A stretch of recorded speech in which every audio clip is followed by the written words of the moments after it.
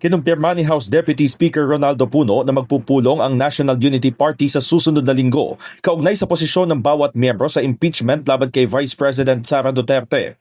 Sinabi ito ni Puno matapos lumabas ang statement ng NUP na posibleng hindi nito paboran ng impeachment complaints laban kay VP Sara kung walang matibay at bagong mga ebidensya. Sa isang panayam, nilinaw ni Puno na hindi ito may tuturing na party stand kundi statement o pahayag pa lamang. Mayoryaan niya ng NUP members ang kinonsulta pero bilang mga individual at hindi isang grupo. Punto ng House Leader. Sa ngayon ay watak-watak ang mga miyembro pagdating sa paninindigan sa impeachment kaya hindi niya nakikita na magkakaroon ng iisang party stand.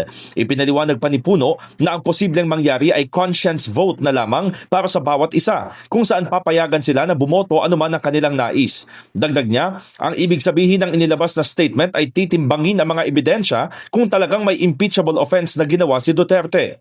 Hindi umano magbabase ang partido sa mga nakalipas na pagdinig at kung walang bagong pasabog, malabo itong paboran sa Senado. Kaya bukas sila na makinig sa proceedings ng House Committee on Justice. Samantala, sa hiwalay na mensahe ay ibinunyag ni House Senior Deputy Majority Leader Lawrence Defensor na hindi siya pabor sa party statement dahil ang kanyang posisyon ay dapat na isulong ang impeachment at panagutin ang pangalawang Pangulo. Binigyang diin ni Defensor na nauunawaan siya ng partido sa kanyang posisyon na may kinalaman sa national issues gaya ng impeachment.